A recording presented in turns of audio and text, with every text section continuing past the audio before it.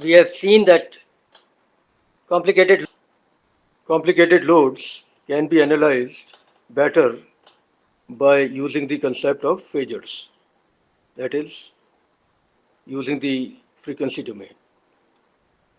We have seen how complex numbers are involved, what are their polar and rectangular representations, how to convert back and forth. Okay.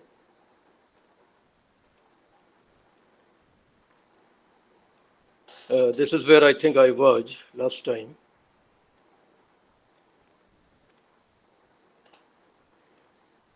So this is something I'm going to close. Let me begin the next document, which is more critical for today. Yeah. Phasors are complex numbers used to represent time varying signals for simplifying the analysis. What's a phasor? If you take a well-known uh, AC voltage signal given by equation 1 and remember that cosine of omega t plus theta v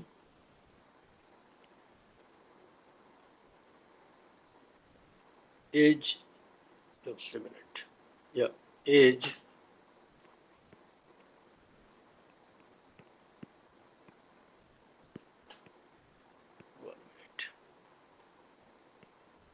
nothing but this.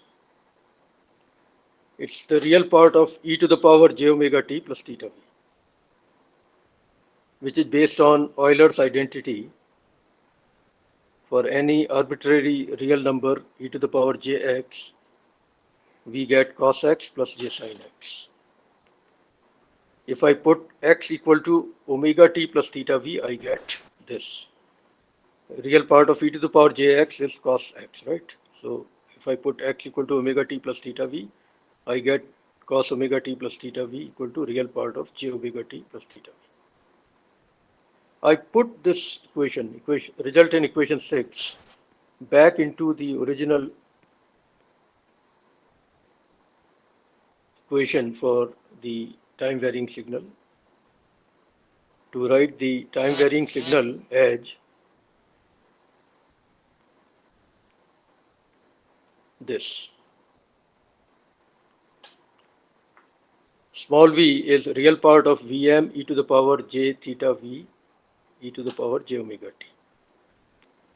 Now the phasor is obtained, you have done it I am sure in several other courses, the phasor is obtained by dropping Re and e to the power j omega t. So the phasor of small v is Vm e to the power j theta v. The units for small v or the phasor equivalent are the same, volts all the time.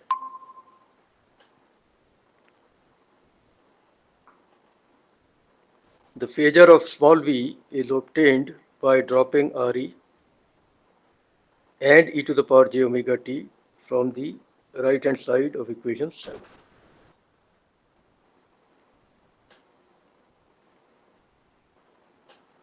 We know that e to the power j omega t is there and Re is also there, but we simply don't mention them again and again. And phasor is represented by the capital letter, corresponding capital letter. So the phasor of small v will be written as capital V, and it would simply be peak value multiplied by the e to the power j theta v, where theta v is the phase shift in small v. Another way to do the same thing is equation 9, where instead of e to the power j theta v, we write angle sign followed by theta v.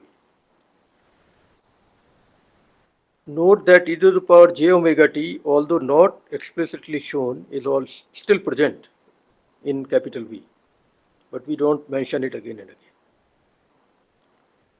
So obtaining the phasor from a given time varying signal is straightforward. We do the same thing for current also. If the current signal is given like this, the one shown in equation 11, the phasor would be Im e to the power j theta I.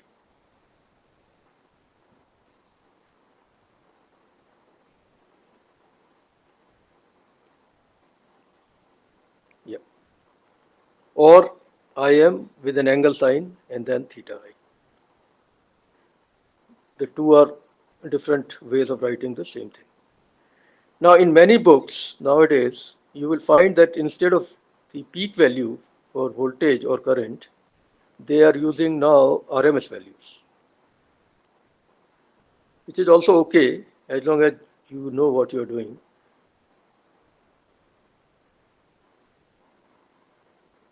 The voltage phasor is measured in volts. In many books nowadays, the phasor for an AC voltage signal is written as Vrms into e to the power j theta. But we will stick to the classic definition where we will be using peak value rather than RMS value. Not a big issue. You can follow either approach. Only thing is you got to be little careful in terms of being consistent. Same thing for current also. We will be using peak value for defining phasors. For power, the phasors are defined slightly differently. We'll come to that in a minute. Now here are some examples of obtaining phasors from given time varying signals.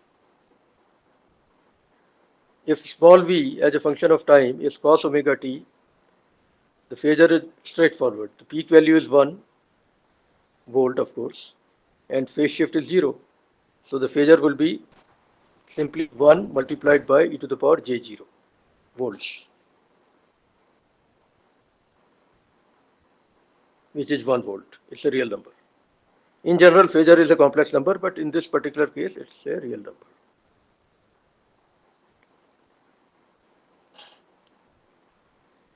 The second example is sine omega t. So the peak value is still 1 volt, but now we have got a sine function. So equivalent cosine function has to be obtained before we actually derive the phasor. For obtaining phasor, the right hand side should always be cosine of something. So sine of omega t in terms of cosine function is cos of omega t minus pi by 2. So the phasor in this case will be 1 e to the power minus j pi by 2. You have to be careful about writing phasors. And similarly, other examples are given. Tan sine omega t, so peak value is 10 volt. Sine omega t, we have already seen in case B is e to the power minus j pi by 2 in terms of phasors. So in C, the answer is tan e to the power minus j pi by 2 or tan minus 90 degrees, whichever way. So you can go through the rest of them yourself. For current also, example F, tan cos omega t milliamperes. So the phasor would also be in milliamperes. It will be tan e to the power j0 milliamperes. For G, it would be, because the given signal is in amperes, so the answer will be tan e to the power j0, but the units will be amperes, and so on. When you get the document, go through these one by one. Make sure you are able to write phasors without making mistakes.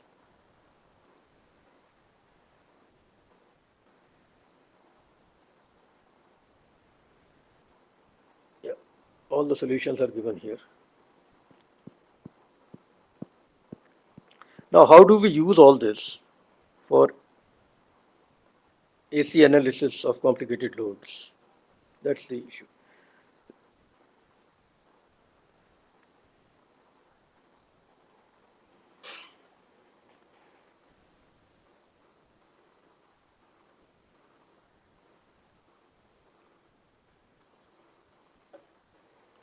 I'll begin with the idealized case again, where I have a purely resistive load.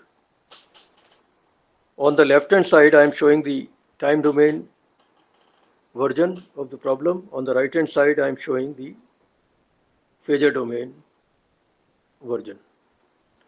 Capital V is the phasor equivalent of small v, and obviously it's Vm e to the power j theta v. Ohm's law would apply in phasor domain also. So the current in phasor domain, which is represented by capital I, will be voltage in phasor domain divided by resistance. Straightforward. You have done all this in several other courses. And it's easy to figure out that you will get Vm e to the power j0 degrees multiplied by Vm divided by R e to the power j0 degrees as the average power. I'll do that a little bit more rigorously later in frequency domain. But in time domain, we have already seen this problem, and we found that the average power or the power consumed was Vrms into Irms. I'll prove that in phasor domain also. What happens is, when we come to power in phasor domain, we define it using equation 4, assuming that phasors are written using peak values of voltage and current. We write the complex power. It's a hypothetical thing, by the way, but it corresponds to a lot of physical realities. So the complex power is defined as 1 by 2 multiplied by V multiplied by complex conjugate of I, where V and I are both in phasor domain. V is the voltage across the load and I is the current in the load. This is the way it's defined. If we were dealing with RMS values in defining phasors, then 1 by 2 will not be there. The books nowadays show S equal to V into I complex conjugate because they assume RMS values for V and I. But I am assuming peak values, so I'll put 1 by 2, which is the classical definition. This is a generic definition. Equation 4 would apply to all cases.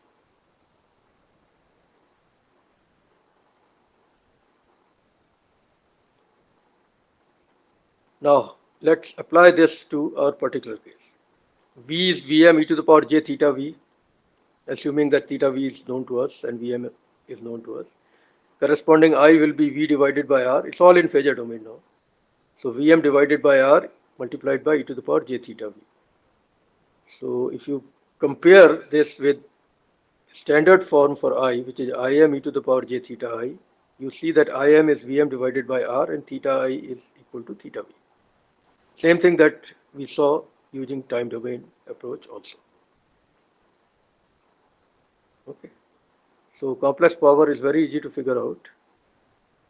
Half Vm e to the power j theta v multiplied by Im e to the power minus j theta I. Why minus sign? Because I am taking complex conjugate of I. So I itself has plus j theta I, but complex conjugate will have minus j theta I. I put it all together, and since theta v and theta I are the same in this case, we simply get Vm Im divided by 2. Complex power is Vm Im divided by 2. And I can break 2 as a multiplication of square root of 2 and square root of 2. So formula for S is Vm divided by square root of 2 multiplied by Im divided by square root of 2, which means Vrms into Irms, which is exactly what we got for consumed power using time domain approach also.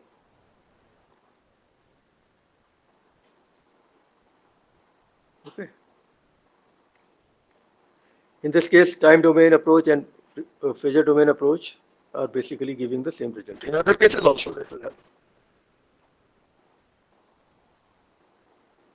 Now, a solved example to illustrate the concept. An AC voltage 200 cos omega t volts, you are given the value in time domain, okay, is applied across a 10 ohm resistor. Calculate the complex power generated in the load.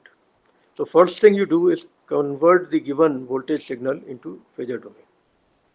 Peak value is 200 volts, phase shift is 0. So the phasor value for the voltage is 200 volts. 200 e to the power j0 volts. And e to the power j0 is 1. So 200 volts. Current will be simply voltage divided by resistance in phasor domain 2. So current is 20 amperes. Actually, it's 20 multiplied by e to the power j0, which is 20 amperes. Okay. Now the complex power is half V into I complex conjugate. I is a real number, so complex conjugate will be the same as I itself. So half into 200 into 20, which is 2000 watts or 2 kilowatt. In general, S does not have to have the unit watt. I'll come to that in a minute. But when it's a real number, you can call it watt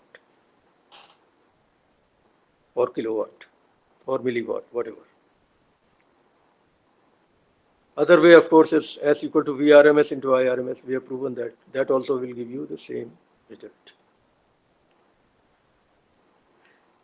Magnitude of S is also known as apparent power. We'll come to that later.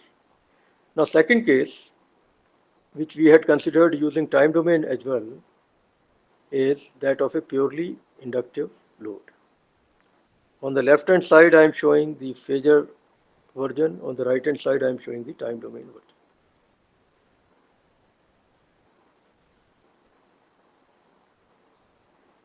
In time domain, equation 12 would apply.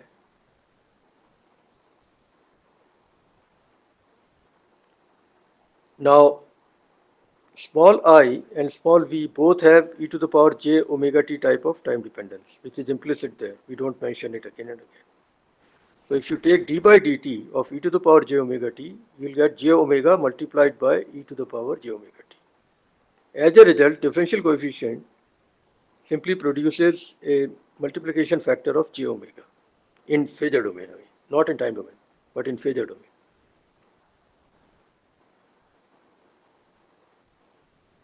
Since e to the power j omega t of time dependence is involved, when moving to phasor domain, d by dt operator is replaced by j omega. Hence, in phasor domain, this equation 12 will simply be V equal to j omega L multiplied by I, where V and I are both in phasor domain. So differential coefficient is gone and is replaced by a multiplication factor. That is the beauty of phasor domain approach.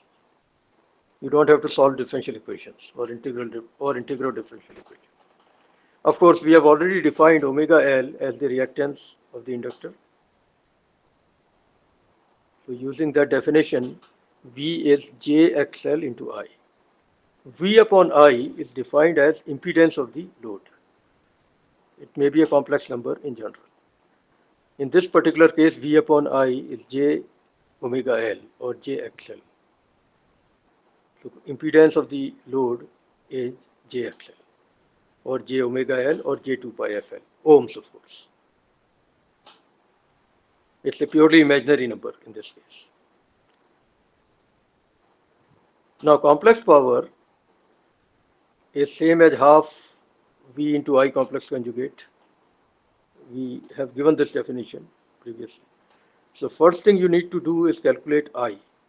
It's all in phasor domain now. Okay, I is V upon Z. So S would be half into V star divided by Z star. Complex conjugate of I will give you V complex conjugate divided by Z complex conjugate. As a result, S would become, by the way, V into V star is magnitude of V squared. So it becomes a real number. So S is V magnitude squared divided by 2 times complex conjugate of Z, whatever it is. In this case, Z is purely imaginary. So Z star would also be purely imaginary. So S would be purely imaginary.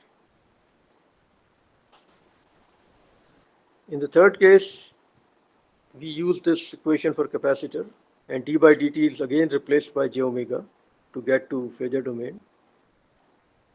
I know I'm moving a bit fast because a lot of you have been taught all this in several other courses.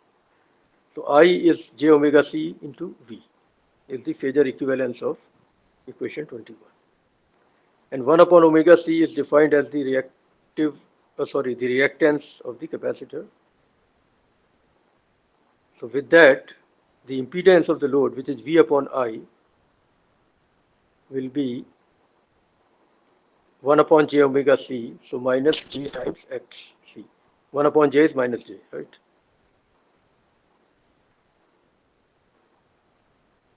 Oh, sorry, there is a mistake here. Equation 25 has a typographical mistake. At the end, it should be minus j xc, not minus j divided by xc. Sorry about this. It's a typographical mistake at the end of equation 25. It should be minus j multiplied by xc. Okay. Now let's get to complex power. Half into V I star. And I star is V star divided by Z star. So half into V star divided by Z star. Same formula that we got previously. Here also, because Z star is purely imaginary, you'll get a purely imaginary complex power. What it means is, let me connect to real world. When you have a purely imaginary value for complex power, it means there is no consumption of power. All you have is pulsating power in the time domain. And that is what we saw when we analyzed purely inductive and purely capacitive loads in time domain. So there is a one-to-one correspondence between what we are seeing here versus what we saw in time domain. Now getting a bit real. This is real life now. It's closer to real life. A real life load will always have R, L, and C. And let's assume that in this case they are in series. The analysis, you know it very well. No matter which branch you are from, you know how to do the analysis. You find the total impedance of the circuit by writing the individual impedances and by summing them up.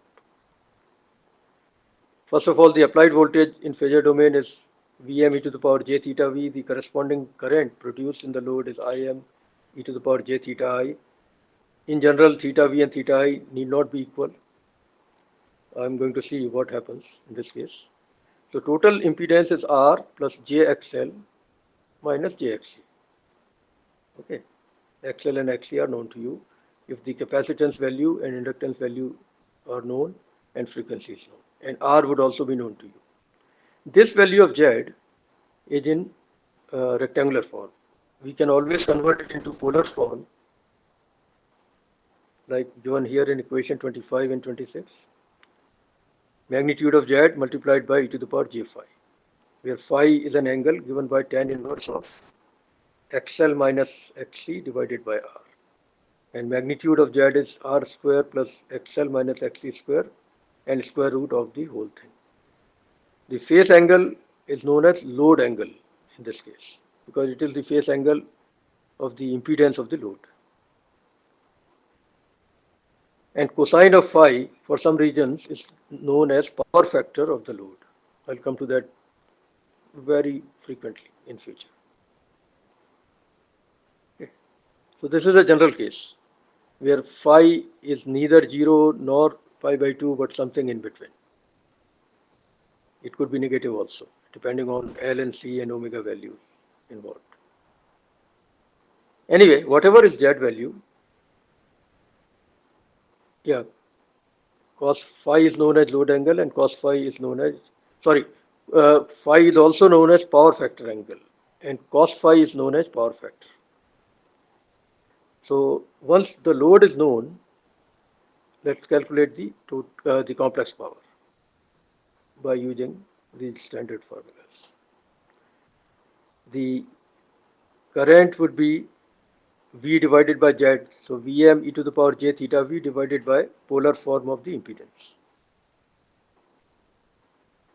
So Vm divided by magnitude of Z is the peak value of current, which I am calling Im.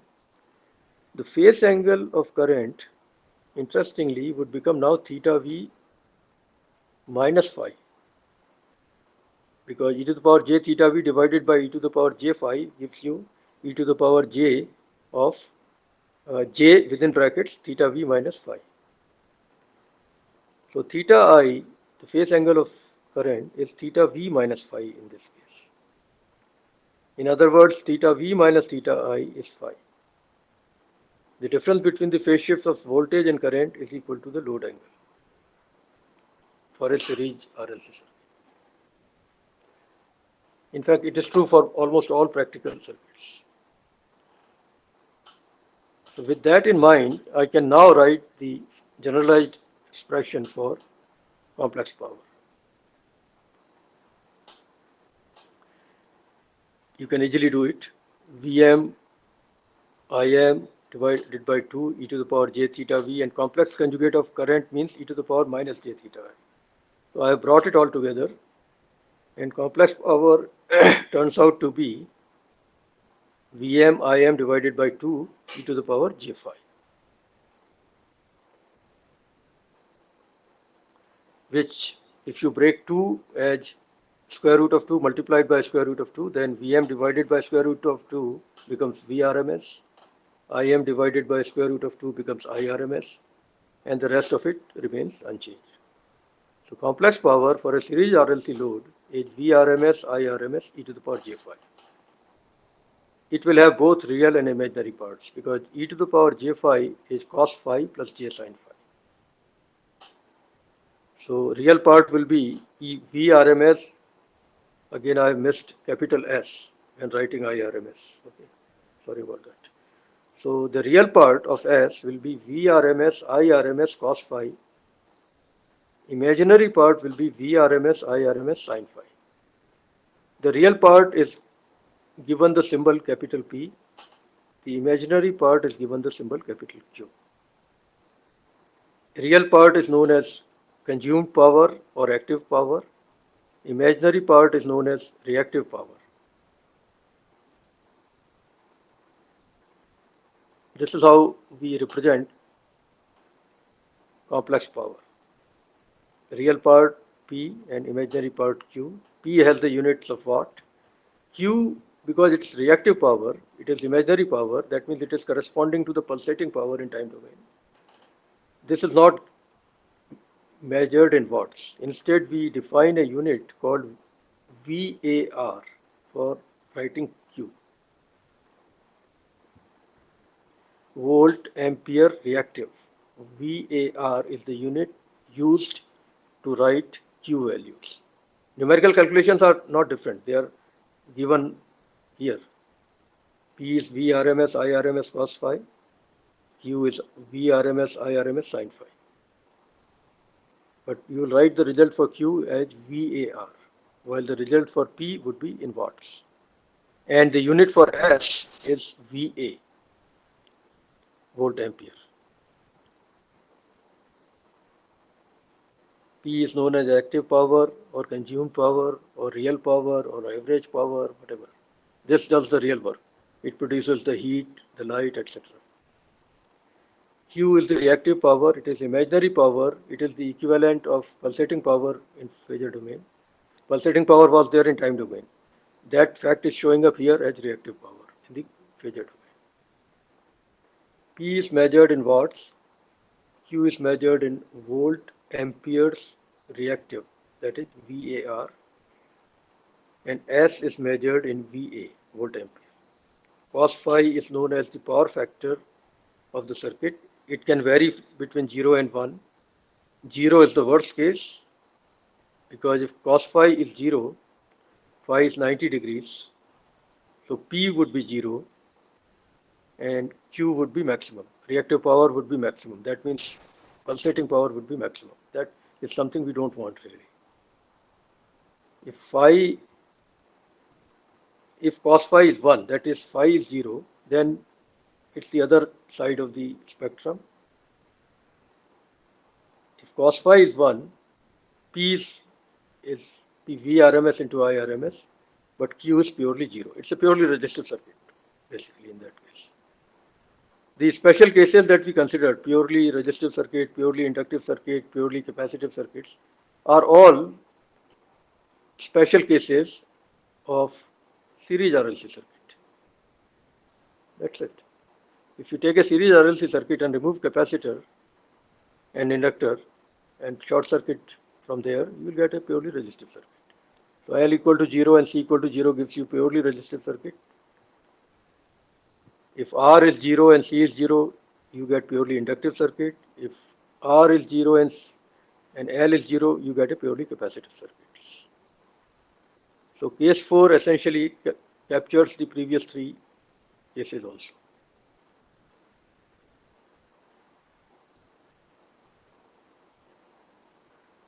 That is what I have shown here. It's almost self-explanatory.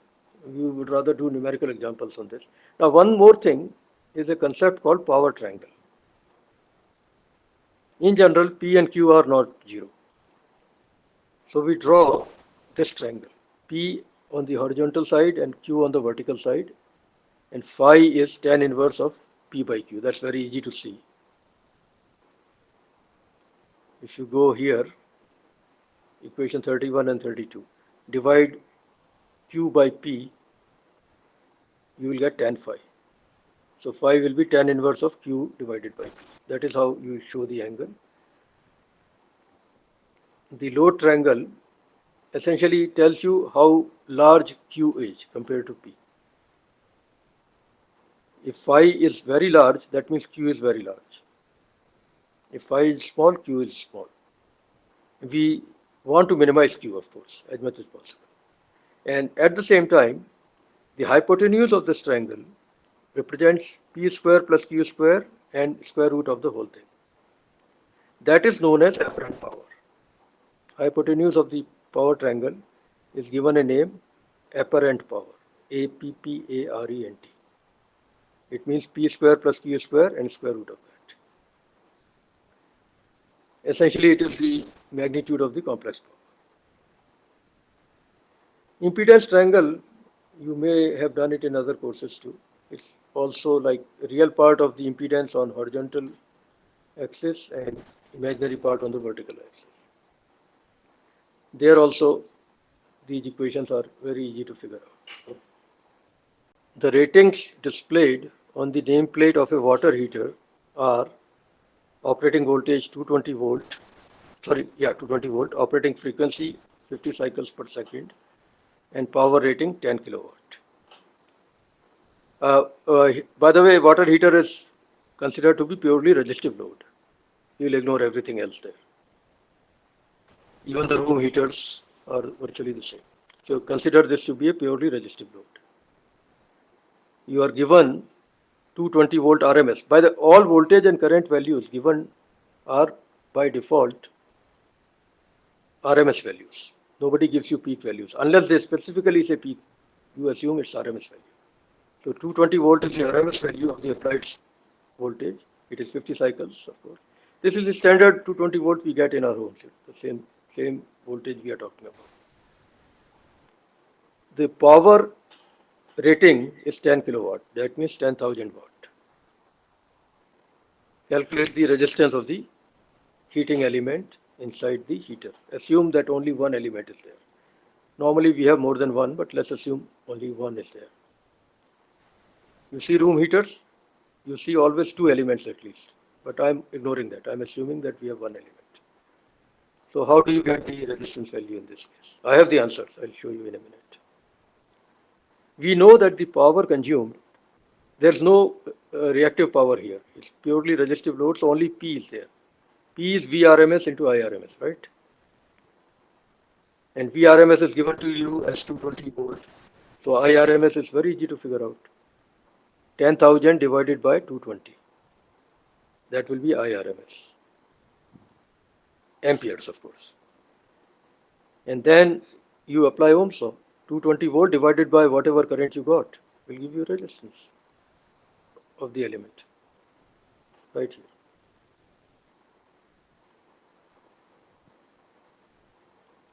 Current is 10,000 divided by 220 amperes. So it is about 45.4545 amperes.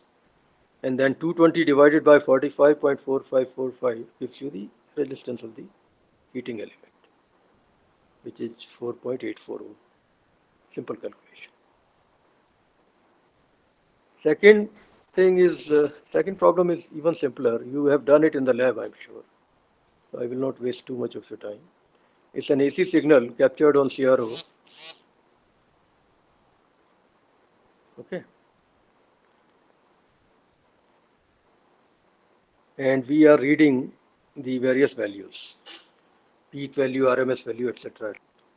Calculate the reactance of a 1 millifarad capacitor at an operating frequency of 50 hertz. They should be simple. But please make sure you do calculations right. Otherwise, you'll have difficulty in the exams. Reactance is 1 upon 2 pi Fc, right? F is 50 hertz. C is 10 to the power minus 3 farad. So do the calculation. I'll give you the answers in a minute. Similarly, the next one, calculate the reactance of a 10 millihenry inductor at an operating frequency of 50 hertz. Reactance is 2 pi FL. F is 50 hertz. L is 10 millihenry. That means 10 into 10 to the power minus 3 Henry. Then the third one is impedance of a series RLC circuit containing 10 ohm resistor, 3 millihenry inductor, and a 5 millifarad capacitor. So you have to calculate the XL value and XC value carefully, and frequency is 1 kilohertz in this case. The impedance will be R plus JXL minus JXC. It will be a complex number in general. Then the fourth problem is, if the series RLC circuit in problem 3 is connected across 10 volt RMS by default, okay, 60 hertz source. In problem 3, frequency is 1 kilohertz, but when the same circuit is taken to problem 4, we change the frequency to 60 hertz. Keep that in mind. How much current would flow, and how much active power and how much reactive power would be generated. This is where we will use all the formulas that we have derived today. Question 1 is simple enough to figure out. Xc is 1 upon 2 pi Fc. When you get the document, double check my calculations. Hopefully there is no calculation mistake. 2 also is simple enough, 2 pi FL. Answers are given, double check, of course. 3 is slightly more involved in calculations, but conceptually it's not difficult at all. 2 pi FL is XL. I get about 18.85 ohms. XC is 1 upon 2 pi FC. I get about 0.03183 ohm. Okay. Hence the total impedance will be R, which is 10 ohm, plus J times XL minus XC. Ohm. So 10 plus J times 18.81782. In polar form, you'll get magnitude as 10 square plus 18.8178 square and square root of the whole thing. And phase angle will be tan inverse of 18.8178 divided by 10. So you'll get magnitude of 21.31 ohm and phase angle of 62.1 degrees. Be careful when you do angle calculation. Make sure you know the mode in which your calculator is working. If you have set your calculator, or if by default the mode is in radians, you will see the angle value in radians, not in degrees. So please be careful about this confusion between radian and degrees. Make sure what you are doing. Okay. The last one, the pages are reversed here. This is the beginning of the solution of the last problem. Frequency is 60 hertz. So I'm calculating XL again as 1.131 ohm. And I'm calculating XC as 0.5305 ohm. Z is R plus JXL minus JXC. I get the answer in polar form and in rectangular form both. Okay. Now how do you calculate? Last problem is slightly more interesting than the others. It is asking you to calculate active power and reactive power. Active power is Vrms I RMS cos phi Reactive power is Vrms, Irms, sin phi. So first thing you need to know is phi, load angle, which is actually given right here. This is the load angle. The magnitude of Z is 10.018 ohm and the phase angle is 3.4365 degrees. So phi is 3.4365 degrees. And applied voltage value is given to you. So you divide that by the magnitude of Z to get the current produced, RMS value. Okay. Power factor, by the way, is cos phi. You can do the calculation. It turns out to be very good, 0.9982, very close to 1, ideal case. You can do the calculations. IRMS will be VRMS divided by 10.018 ohm. And VRMS is given as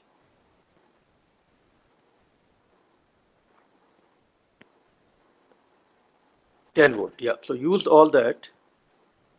You should be able to get the value of P and Q. Okay. And then you calculate the complex power as P plus JQ and apparent power as magnitude of complex power. Okay, so it's easy enough if you follow the steps carefully.